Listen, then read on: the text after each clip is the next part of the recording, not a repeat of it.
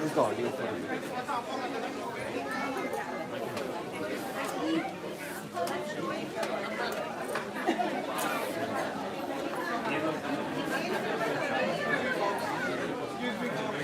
Please stay quiet. We are starting Ramāyana reading. Can you please stay quiet? Thank you.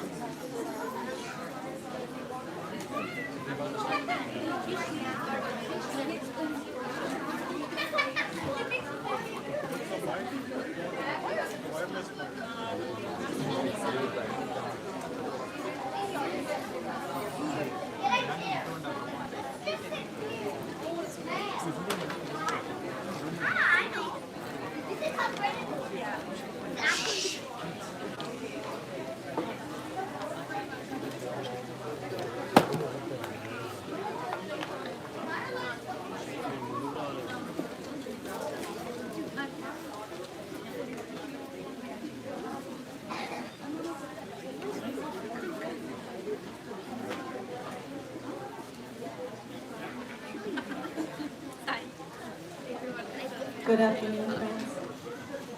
Although we've enjoyed such wonderful storytelling from Srimati Ji, this is a continuation of the Ram Katha, telling of the story for all of the 9 nights.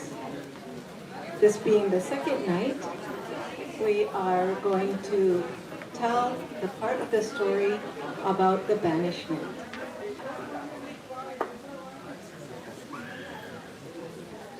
A king in waiting.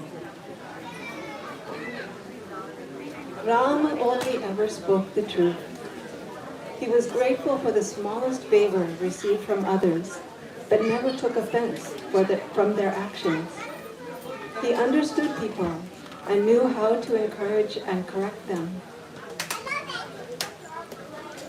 so that they always felt appreciated when they were with him. He always kept a positive outlook on life and had a natural sense of the right time and place for everything. Although he was already far advanced in knowledge, he continued to study science, politics, economics, as well as military arts. He wanted to protect his people from all harm, so he learned battle strategies and military command. And in personal combat alone, none could defeat him. Besides all this, he still found time to enjoy himself and was a keen patron of music and the arts and an accomplished writer. For all these reasons, he shone before all like the sun god, and all his people loved him. Not surprisingly, of all his sons, Dasharatha loved Ram the most. Emperor Dasharatha was getting old. And seeing how well Ram was doing, he decided to pass control of the kingdom over to him. Bad omens had been seen recently, which further convinced him that he should place responsibility for the kingdom into younger and more capable hands. He called together his ministers and advisors and put it to them that it was time to hand over to Ram. But he did not invite Bharat to be present. One reason for this was that Bharat was far away, staying with his uncle Yudhaji. But there was another reason. Dasharatha had once promised to Kaikeyi's father that her son would be crowned king, the king of Ayodhya. In view of this, he thought it best not to give Bharat the opportunity to object to Ram's coronation. After thousands of years in the service of my people, my body is now worn out and my mind exhausted. Dasharatha's voice rumbled like distant thunder. I now wish to install Ram as king. He paused. Does anyone wish to speak? The assembly shifted uneasily. They had to choose their words carefully.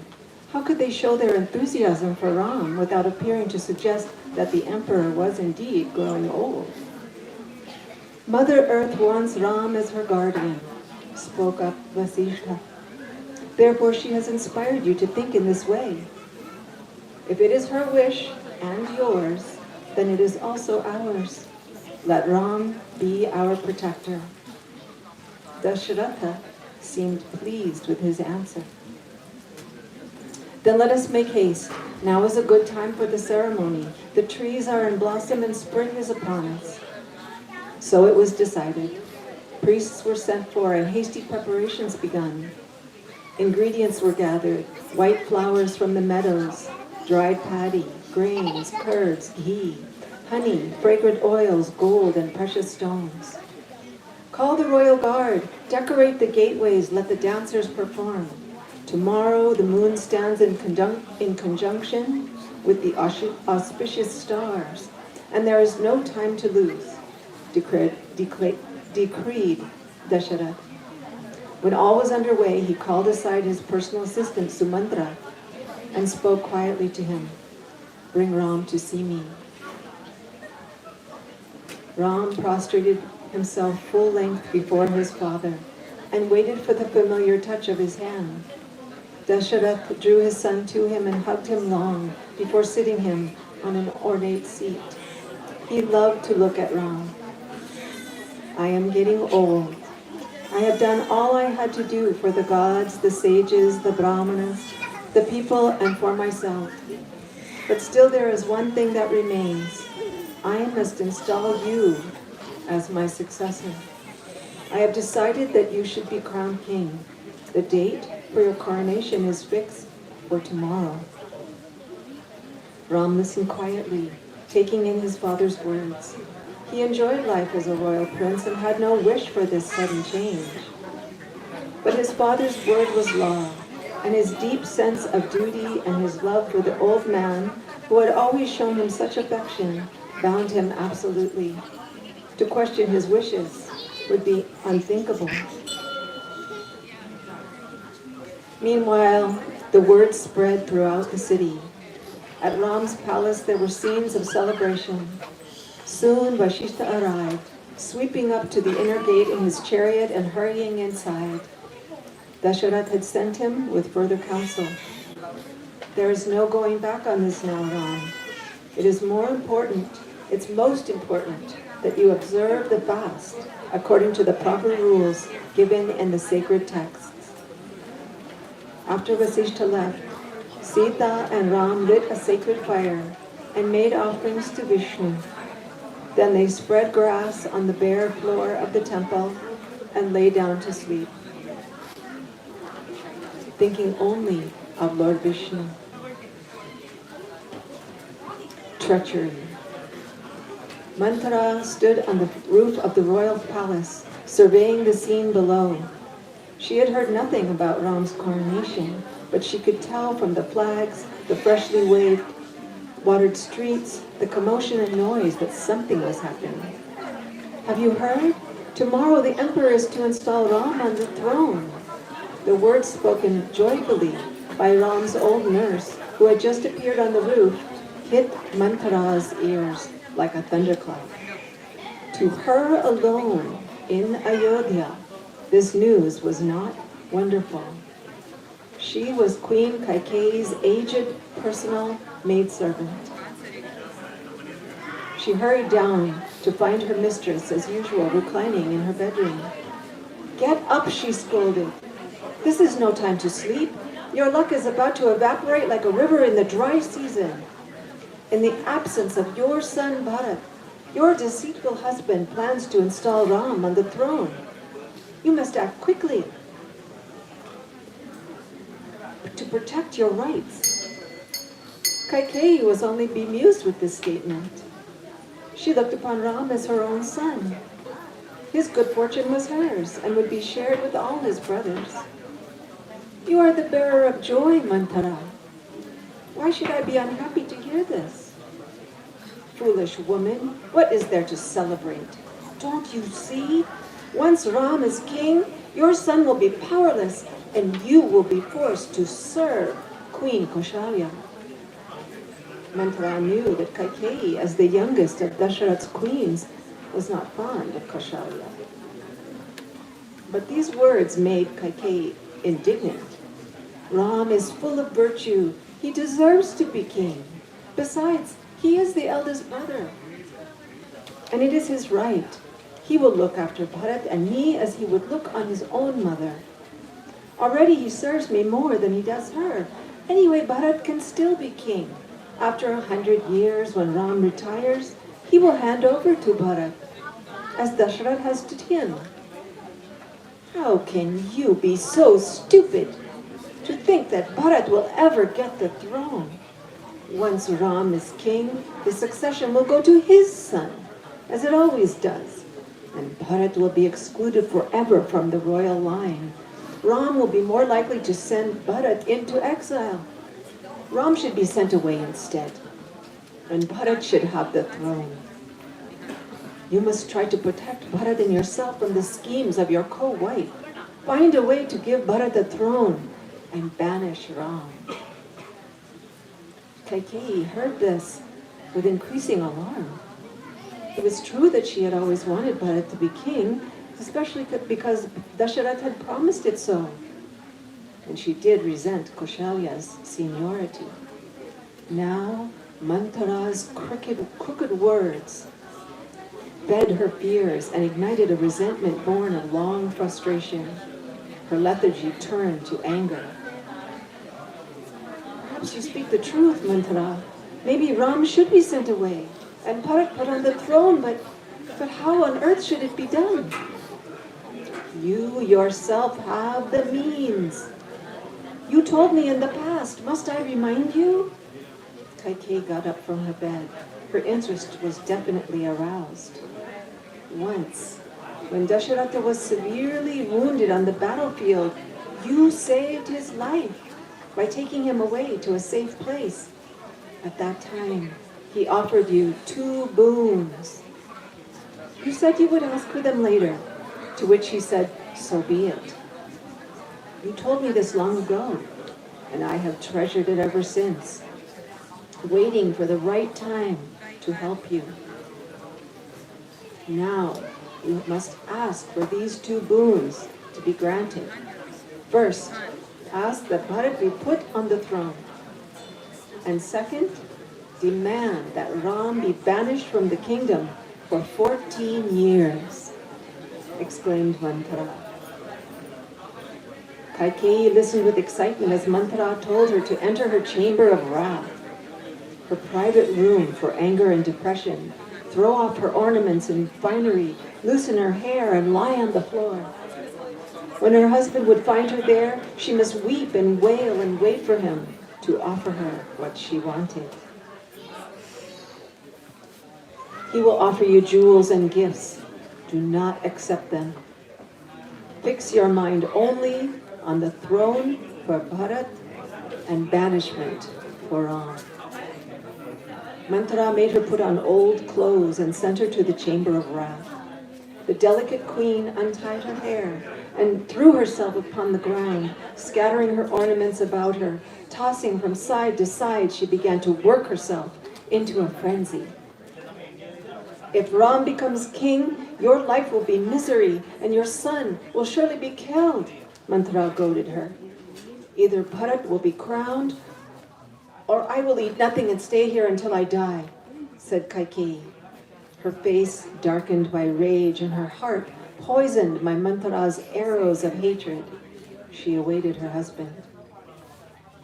Dasharath had just seen Ram for the 2nd time. Evening was approaching.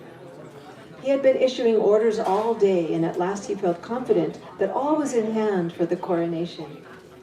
Now he looked forward to the enjoyable task of telling his dear Kaikeyi the exciting news. As was his habit, he went to find her in her quarters. Kaikeyi's bedchamber was empty, her bed unused. He found one of her maids, who told him nervously that she was in her chamber of wrath. In dismay, he entered the darkened room and found her sprawled on the floor like a creeper torn from a tree, weeping piteously. He knelt beside her, but she pushed him away. My beloved, who has upset you? What is wrong? Let me put it right. If someone needs to be punished, I will punish them. Or if someone must be rewarded, I will reward them. The queen took no notice and continued to weep. I promise on my honor. that I will do whatever I can to please you. I rule an empire stretching from the southern Deccan to the Himalaya, from east of Bengal to the west of Rajasthan. Whatever you want is yours. She turned to him. No one has insulted me, she sobbed. But there is something that I must have. Promise you will give it. Give me your word. And then I will tell you what it is. She had Dashrath at her mercy. My dear, I promise you shall have whatever you want. I swear on my beloved Ram, without whom I could not live for even a day. I swear I will satisfy your desire. Please let me make you happy again. Helplessly, the emperor was drawn into Kaikeyi's trap. Indra and the gods have heard your oath. The moon and sun bear witness to your words. Now listen to me. Kaikeyi's voice hardened. Remember when I saved your life and you offered me 2 boons? Anything I asked. Now I want them.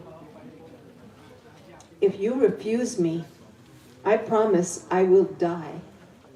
My first request is for my son Bharat to be installed on the throne in place of Ram. My second is for Ram to be sent this very day to Dandaka, to the Dandaka forest, for 14 years to live as a hermit. Dashrath could not believe his ears. All day he had felt a sense of foreboding, which now turned to a throbbing in his head and pain in his heart. He collapsed on the bare floor beside his queen and began to murmur, "Oh, pity, pity, your words are so cruel. What harm has Ram ever done to you? When the whole world loves him, why should I send him away? Life might go on without the sun, without water, but I cannot live without Ram. I can't believe you mean what you say. This is not you speaking, but some evil spirit that has entered you. I might agree to put Bharat on the throne, but never will I banish Ram. Take pity on me. I am old. I am weak. You can have anything I possess, but without Ram, I will die."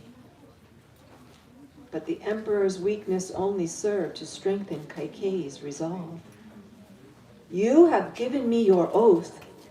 Are you going back on your promise?" She tormented him. "Your word has no value? Banish Ram, or I shall drink poison." In vain, Dashrath tried to reason with his cruel queen, by turns groaning and pleading. How would Ram, who only knew fine food and soft beds, survive alone in the forest? Ram was so noble and obedient that if asked, he would go at once without complaint, but what of Sita and Kaushalya? Surely they would die of broken hearts without him. Indeed, who would stay in Ayodhya if he were gone? Even Bharat would not stay, and Dashrath would be ridiculed and die. Kaikeyi would be left alone to preside over the collapse of the empire. But the woman's heart was hard and cold, and his words useless. Spent, he collapsed at her feet, a broken man. Darkness fell, and the palace became silent. Dashrath lay unconscious. As the long night passed, he drifted in and out of wakefulness, pleading and whimpering, and dreading the arrival of the dawn. The queen, however, was alert with angry determination. As the sky lightened, she commanded Dashrath to send for Ram. Unaware of these terrible events, Vasishtha, who was the emperor's family priest, boarded his chariot in the bright morning and made his way to see Dashrath, followed by priests carrying ingredients for the ceremony. Reaching the palace, he sent Sumantra to announce his arrival. Sumantra was surprised to discover that the emperor was not yet up, having passed the night in Kaikeyi's quarters. Passing the queen's personal attendant, who dared not stop him, Sumantra entered the inner chambers. "O king, awake, for today is a glorious day," he called. "As the sun wakes the world, so do I wake you. Vasishta is here and all is ready. Come and order the installation of your son Ram." From the shadows emerged the emperor, red-eyed and feeble. "I am not asleep, Sumantra. Silence, please. You are only making things worse." The emperor collapsed onto a couch and Kaikeyi stepped forward. "He was unable to sleep last night in anticipation of today's coronation," said Kaikeyi. "Now he is exhausted.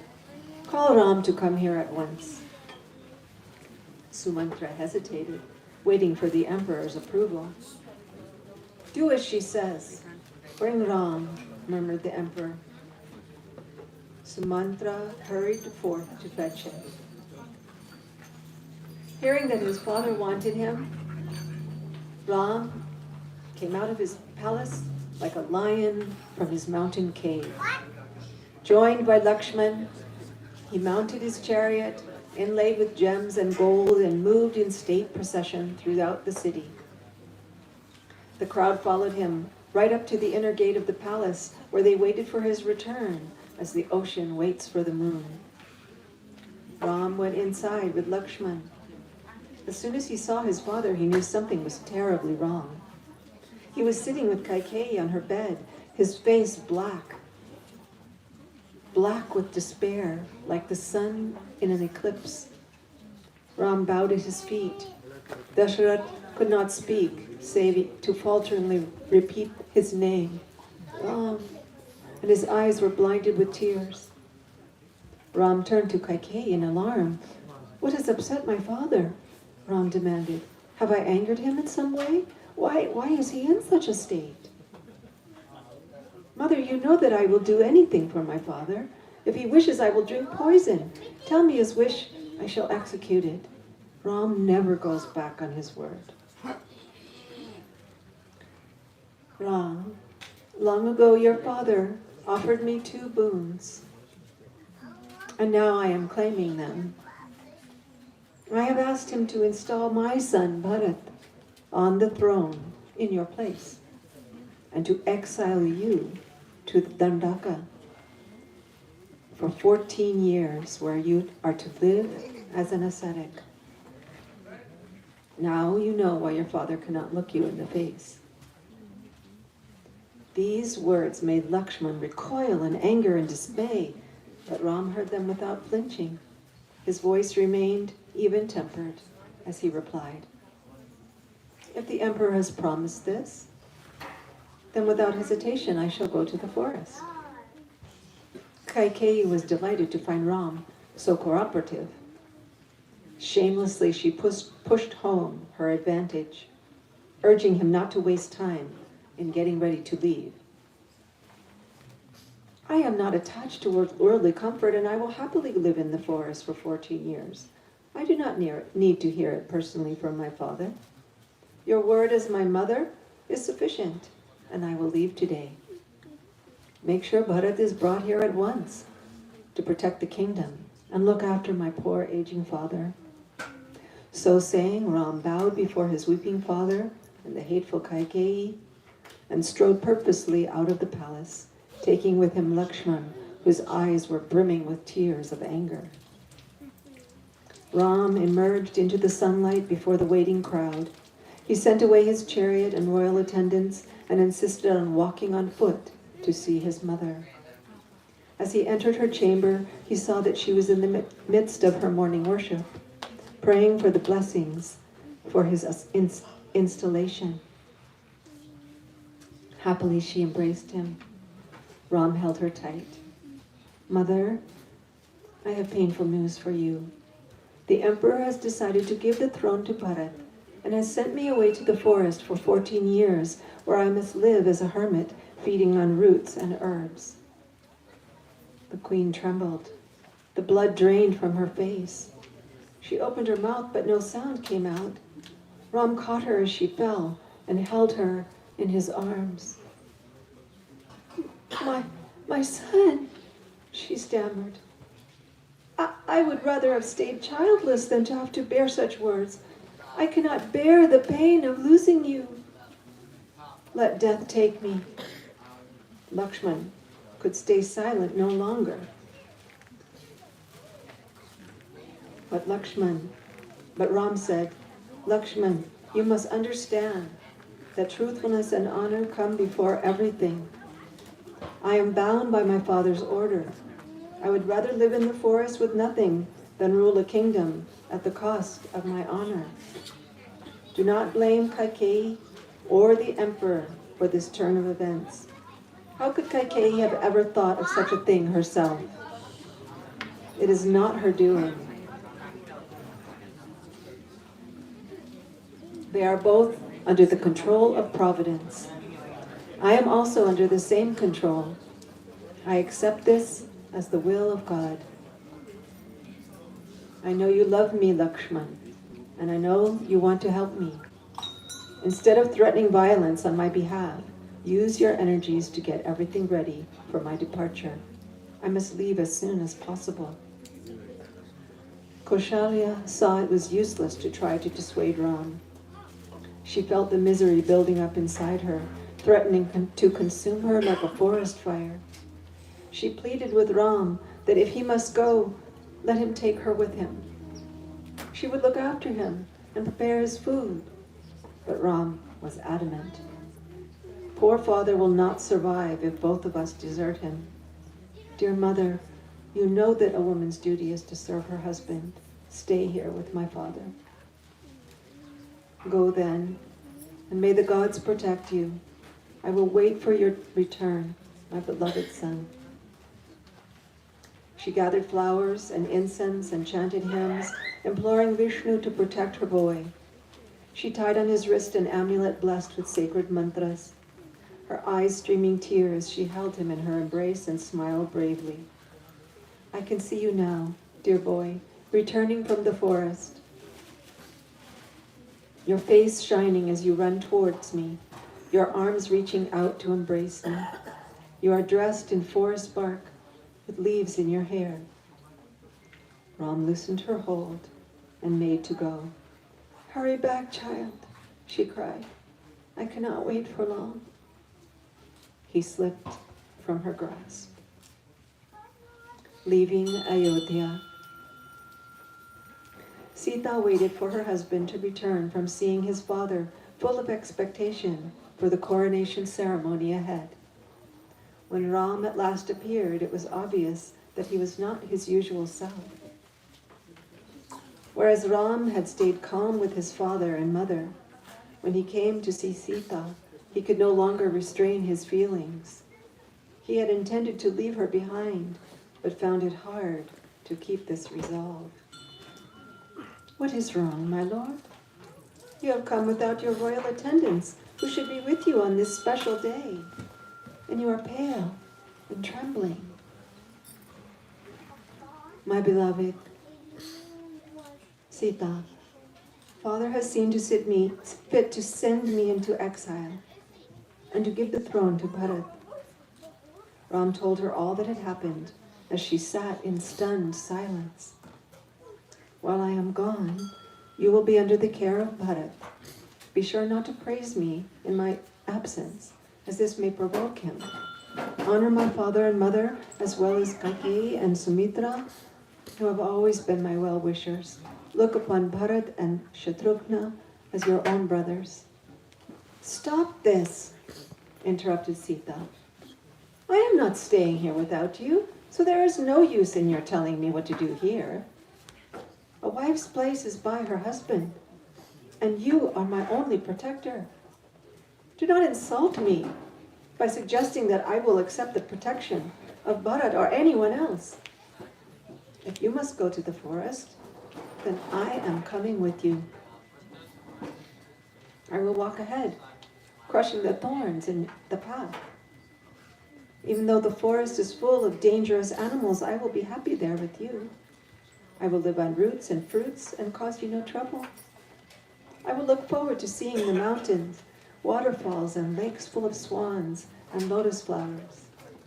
I long to live in the forest with you. Ram tried his very best to dissuade Sita. She had no idea how perilous the forest really was. I will tell you what the forest is really like. Sharp stones, thorny heaths, the roar of lions and attack of wild beasts, rushing streams, alligators guarding the rivers and ponds, hunger gnaws and mosquitoes bite. In wind and rain you search for food. In darkness, scorpions sting and serpents creep among the stones. That is forest life. But tears fell like crystals from Sita's lotus eyes. We are bound together forever. Either I live with you in the forest, or I will die here without you.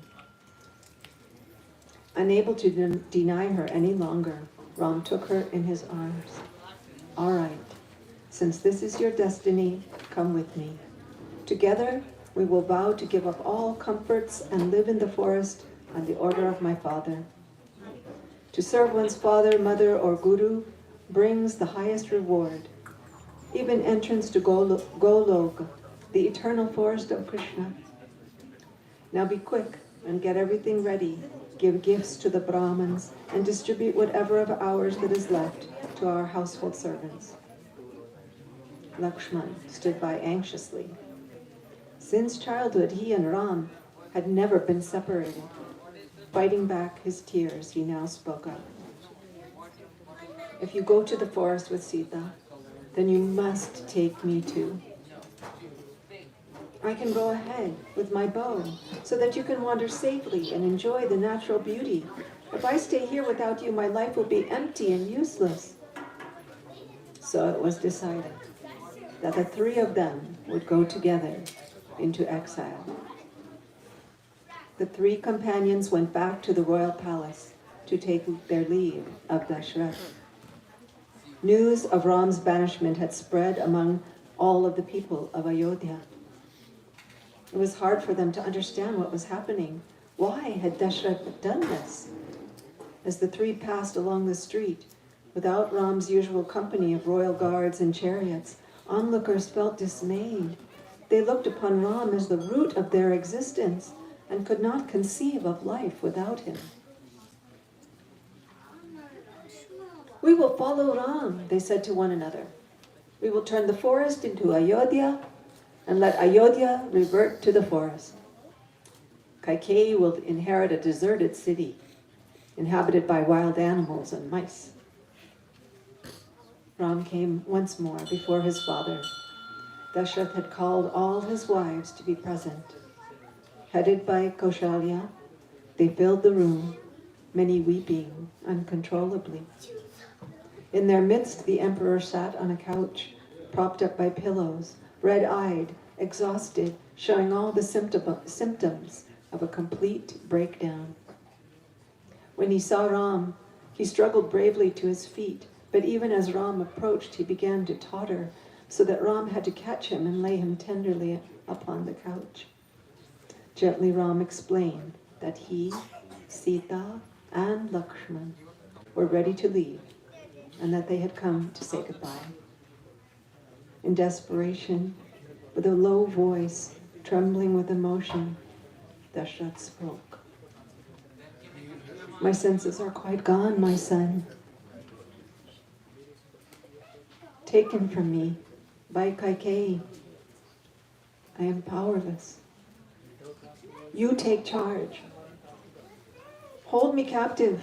Take the throne by force. Be calm, father. You know that I could never do such a thing. I am quite resigned to going away. Please accept all these events as inevitable destiny and allow Bharat to peacefully rule while I am gone. If you are determined to honor my vow, Ram, as I knew you would be, please let your mother and I cherish one last night with you. But Ram would not stay. He did not want to prolong the pain of parting any longer. Dashrath tried to struggle to his feet to give his son a last embrace, but as he did so, his fragile frame could take no more. The old man collapsed unconscious on the couch. A great wail went up from all of the wives.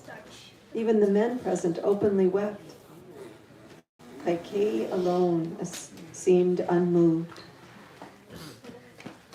Queen Kaikeyi, you are an evil woman, cried Sumantra, whose usual cool exterior was shattered by uncontrollable waves of anger. You are the murderer of Dashrath. You are the murderer of our whole race. You violate all codes of honor of the Ikshvaku house. He spoke for them all. If Ram leaves, we will all leave with him, and you will be left with nothing. All you will achieve in sending him away is to send yourself to hell. Kaikeyi's face betrayed no emotion, as if carved from stone. Dashrath stirred. A new thought occurred to him. In a weak voice, he ordered Sumantra to deploy his entire army to accompany Ram to the forest with provisions of food and gold. With them should go priests, merchants, hunters, and the whole entourage of civilization. Kaikeyi protested bitterly that Ayodhya would be stripped of its wealth and armies, leaving nothing for Bharat. These shameless words provoked even Dashrath to retaliate that he too would go to the forest with Ram and leave her forever. Ram intervened. I have no use for an army or great wealth in the forest. I relinquish all claims to the throne of Ayodhya or any of its possessions. Mother Kaikeyi, please bring us forest clothes woven from grass and tree bark, and a spade and a basket for collecting roots and herbs. We shall take nothing more, and we shall go alone. Without delay, Kaikeyi brought what he requested, and Lakshman and Ram changed into the simple robes. Sita, however, was dismayed at such plain garments and had no idea what to do with them. Ram helped her to drape them over her finery. It was a pitiful sight. Kaushalya embraced Sita with bitter tears. Ram consoled his mother. Don't despair, dear mother. Our exile will be soon over. 14 years will slip by even while you are asleep. Then turning to all his family members and friends gathered around, he went on, please forgive any offenses I may have committed. Now I must take leave of you all. Farewell. Ram led his two companions as they went first to the emperor, then to Queen Kaushalya, bowing and walking around them in respect. Lakshman tearfully embraced his mother Sumitra, who urged him to serve Sita and Ram as if they were his own mother and father. Outside, a chariot stood waiting for them, carrying Sita's ornaments and silk robes, mighty bows and other weapons, a basket and a spade. They boarded it, and Sumantra took the reins. Picking up speed, the chariot headed for the city gates. On the way, the people of Ayodhya lined the streets. Moans and cries went up on all sides, and young and old pushed forward to catch hold of the chariot as it passed. Many ran after it, tears streaming down their faces, imploring the driver to slow down so that they could get a good look at the faces of their beloved Ram and Sita. Dashrath did his best to follow them. Slow down, he ordered Sumantra. Speed up, commanded Ram. The dust of the chariot's wheels mixed with the people's tears. Turning, Ram saw Dashrath slip and fall, unable to get up. Kaushalya and his aides bent to help him as he called pitifully for Ram. Ram turned away and did not look back. "Drive on," he ordered Sumantra as they passed through the city gates. Helped by Kaushalya, the emperor got to his feet and reached the edge of the city. He watched the chariot diminish into the distance, followed by a cloud of dust, until all that could be seen was a blur on the horizon. He stayed rooted to the spot, unable to turn away. In front of him, on the road, he saw the wheel marks of Ram's chariot, but even as he looked, the breeze blew them away, leaving no trace of his passing. Kaikeyi came to take his arm. He pushed her away. "No longer are you any relation of mine. I disown you and all of your household." After a long time, he turned to go back. The emperor made his way to the palace with Kaushalya. He had eyes for no one and thought only of Ram, and hid himself in Kaushalya's apartments. A dark cloud settled over Ayodhya. No fires burned, and people did not eat. Men's faces were wet with tears, and mothers ignored their children. The wind gusted along empty streets while the sun hid behind unseasonal clouds. In the moonless night, Kaushalya sat beside her husband's bed. His breath came fitfully in intermittent gasps. Inside her, she felt the fire burn even hotter, consuming her will to live. Dashrath reached out in the darkness. "Kaushalya, I can't see you. I have gone blind. Touch me with your hand." She took his hand in hers and let out a long and piteous wail.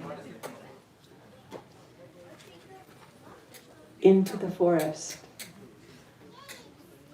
The chariot kept up speed for a while, with the citizens from Ayodhya desperately straggling behind. White-haired men bent with age who thought they could convince Ram to change his mind were among them. Feeling pity for them, Ram stopped the chariot and continued on foot as far as the river Tamasa, where he halted for the night. As birds sang evening lullabies, the travelers settled on a bed of leaves for their first night out in the open.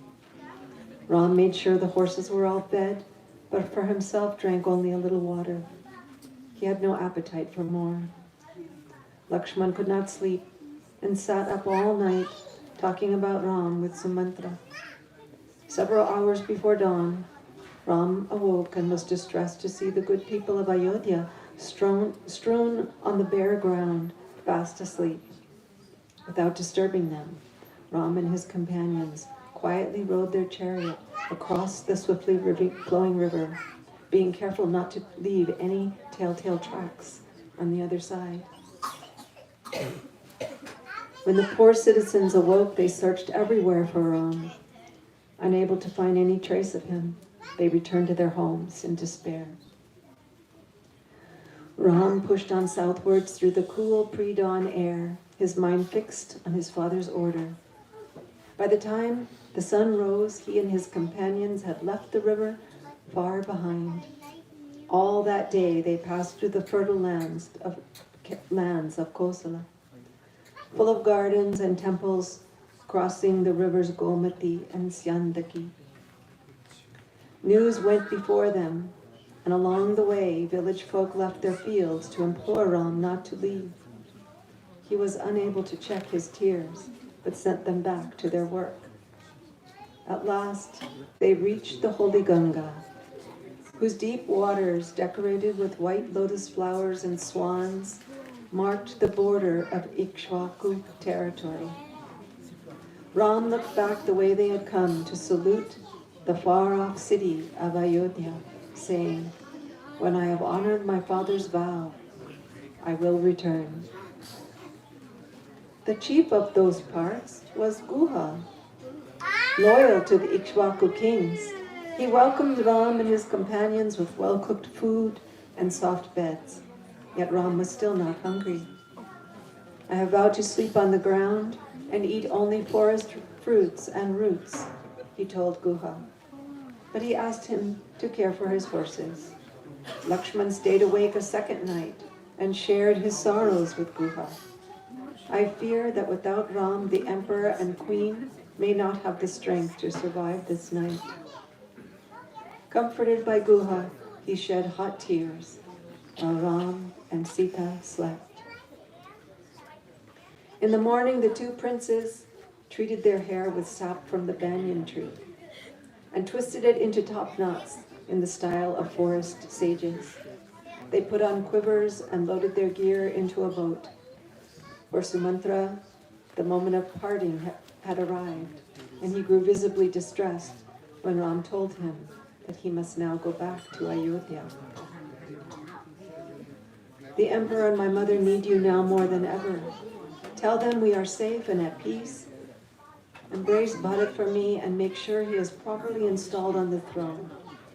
Console the people of Ayodhya. But when they see my empty chariot, they will know for certain that I have gone to the forest. Godspeed. Lakshman steadied the boat in the swift-flowing current as Sita nervously stepped in, and then they were off, drifting quickly downstream. At the center of the river, Sita spoke softly to the goddess of the waters, imploring her to protect Ram during their coming ordeal. Soon they were walking in single file, following the southern bank of the Ganga, with Lakshman in the lead and Sita protected in the middle. Now begins forest life, Ram said to Sita. Today you will walk where no humans live.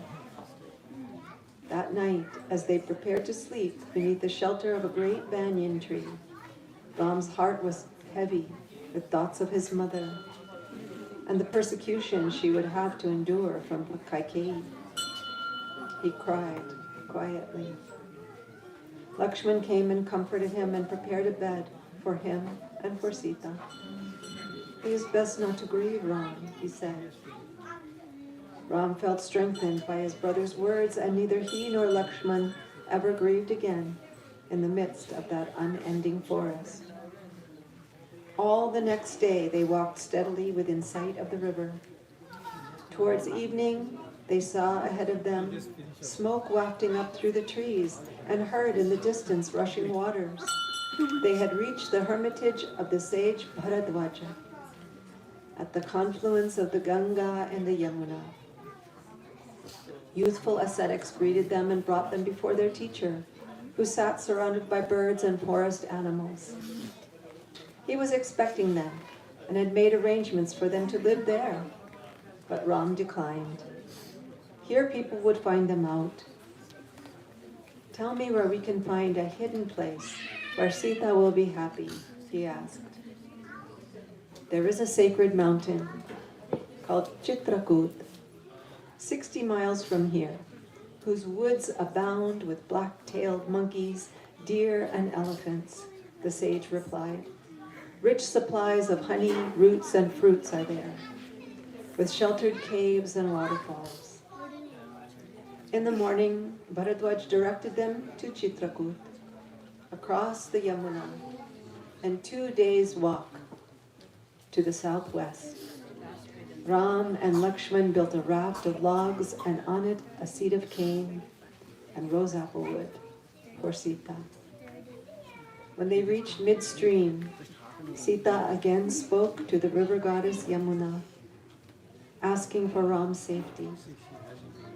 Bharadwaj had told them that they would reach a great banyan tree and that there they should turn south.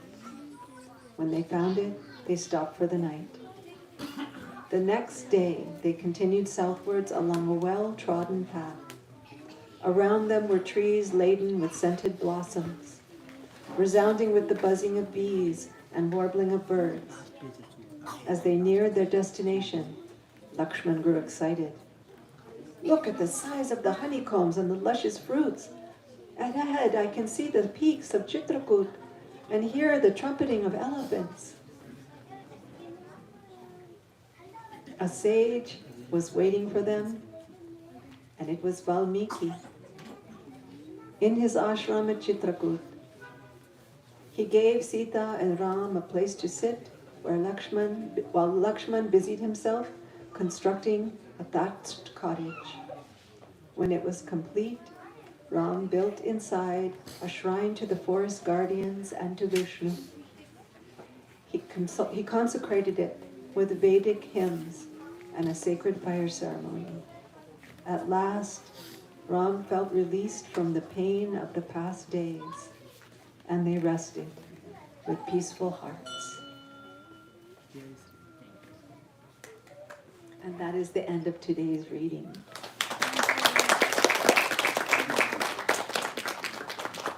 And we'll now begin Arati. Thank you, Bhavani. And thank you to all of you for your patience. This is, you kind of have to forget about time when